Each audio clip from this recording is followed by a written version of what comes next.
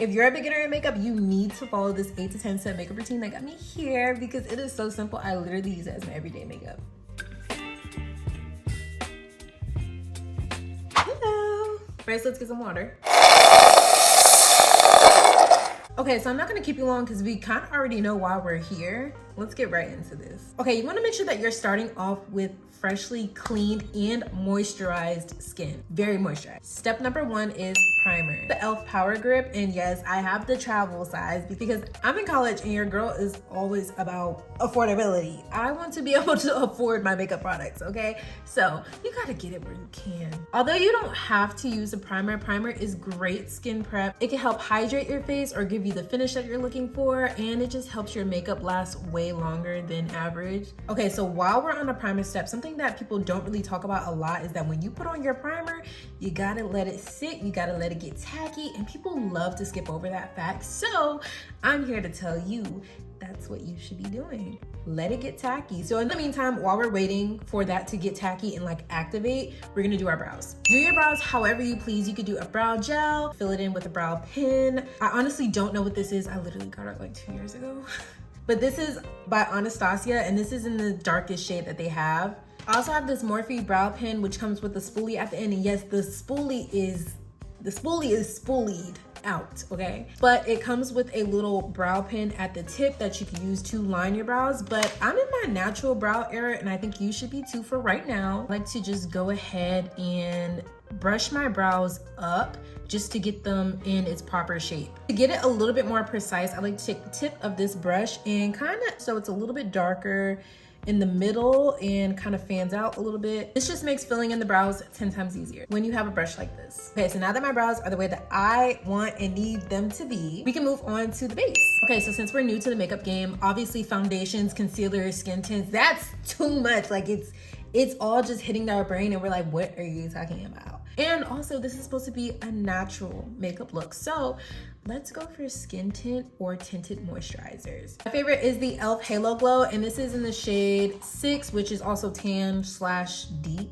But I also love the Maybelline Fit Me Tint moisturizers, and these are in the shade 355 and 335, and I like to mix these together for the perfect look. Bottom line, all of these products are light to medium coverage, which means that they aren't doing too much, and they're buildable. As a beginner, you don't want to start with super high coverage products because it could be a little bit more difficult to work with. Yeah, I'm actually gonna use my E.L.F Halo Glow today since it's really light coverage and gives the perfect dewy finish, which, if you don't know me, I'm a dewy girl. Okay, pro tip, whenever you're applying your products, make sure that you're applying it very sparingly. As you can see, I only have 3 dots on each side, 1 on my chin and 2 on my forehead, which honestly, you could use less. If you pack on too much product too soon, it could be really cakey, and we don't want cakey, we want natural. So I just blended out this cheek, and as you can see, it actually looks really good even though I didn't use that much product. You do not need a lot of product, trust me when I say that. And if you apply your first layer and find that you need a little bit more to cover your hyperpigmentation or anything like that, then go for it, but start little. The brush that I'm using is the Real Techniques 200 brush. This is the Expert Face brush, and this one, if you hear my dog walking around, I'm so sorry. This one has short bristles that are pretty compact, so this is really good for blending. You're also more than welcome to use a beauty blender. I love my beauty blender, but my beauty blender actually fell out of one of my bags and rolled down the driveway. And I just haven't been to go pick one up ever since, so it's the brush for now. You come to your forehead, you wanna make sure that you're blending into your hairline, because if not, you just gonna have a line demarcation around your hair and it's gonna look stupid. Also, don't forget to get right in this area underneath your nose and above your lip, because you don't want to forget that. And another pro tip, make sure that when you're blending, you are not blending underneath your eye and that you're leaving that area alone. Leave it alone. Blend around. Blush. Our next step is blush. This has been my favorite blush of the season because it's cold outside, and this one makes my cheeks super pink, and that's just the look that I'm going for. I want to, you know, give that I'm blushing. This is the NYX Sweet Cheeks in the shade Baby Doll. It is so cute. Okay, this may be different than what you see on like TikTok and stuff, but I actually apply my blush first because the girlies that get it.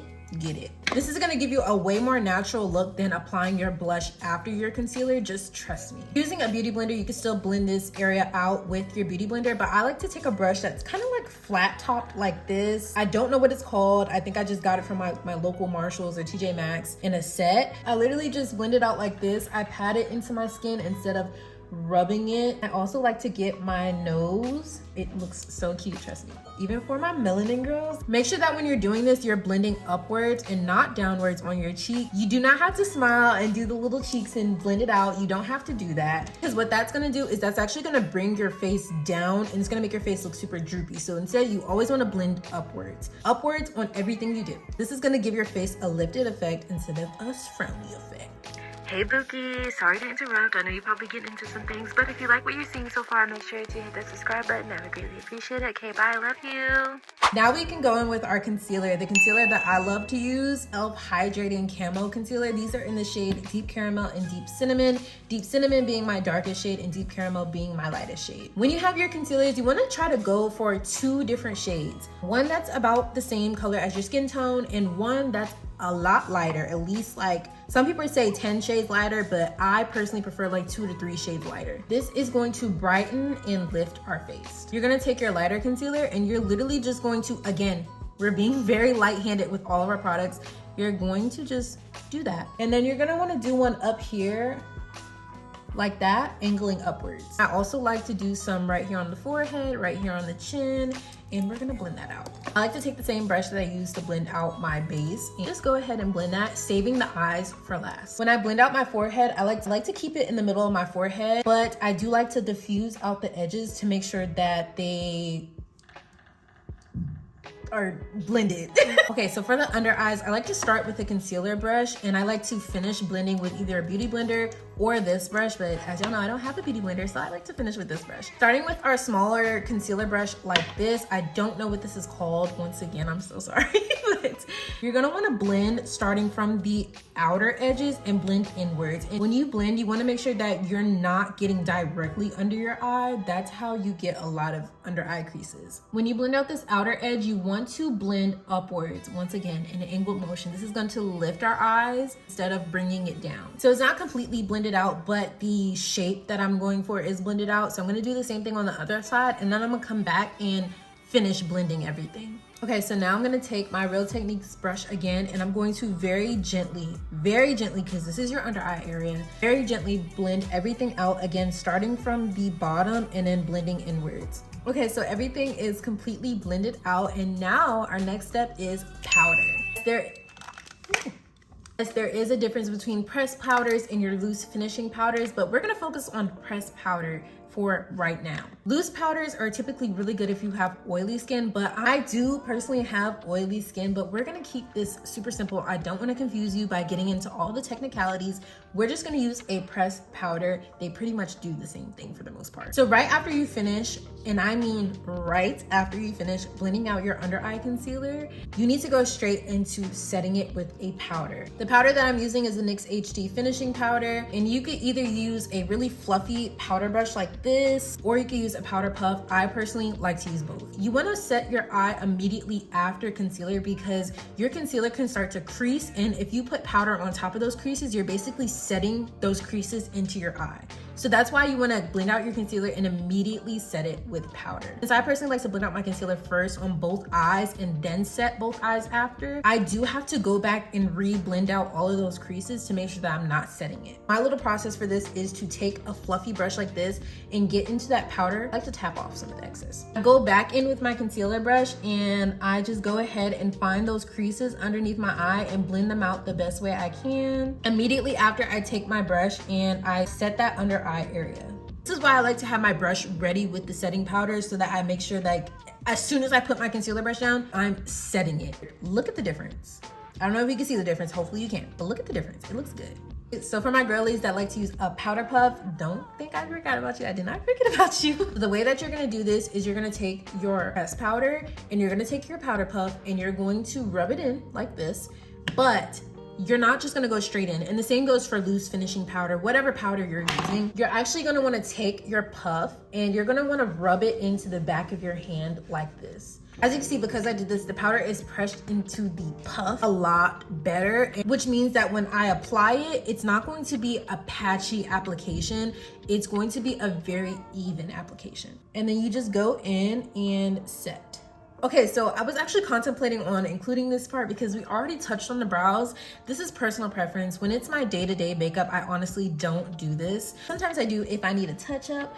You can go in with either one of your concealers, your brightening concealer or your natural concealer, and you can go ahead and carve out your brows. For the purposes of this video, I'm going to go ahead and show you guys that, but you do not have to do it if you don't want. I don't do this every day.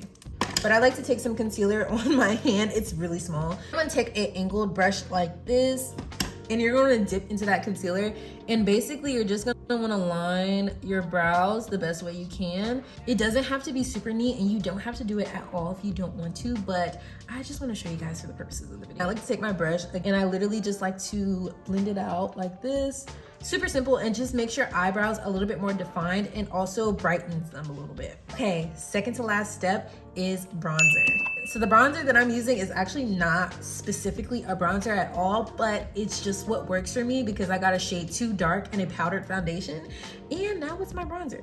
This is the Maybelline Fit Me Pressed Powder in the shade 360, which is also known as Mocha. I like to take this in a pretty fluffy brush like this, and I like to go ahead and literally just create this cool like halo effect right on top / underneath my cheekbone, bring it up into my hairline. This is gonna help blend everything together and make you look super sun-kissed and super glowy. It's also just a lot easier to do than contour, and this is a beginner's guide. So you also want to bring it down on your chin like this just to give it a little bit of a shadow effect and sharpen up that area. You can also do your nose as well. I personally don't do my nose, but I would take a small brush. This is the brush that I would take. I don't know the name of it. It has short bristles that are pretty dense, and I like to just go in with that and kind of create these lines that go inward on my nose so that it kind of creates a really cool shadow effect. And I would also take the bronzer and go on my eyelids as well if I was doing that. Last but not least is the eyes. Didn't necessarily include this as a step because I know that everybody's eye situation is different. Some people prefer mascara, or some people wear lash extensions.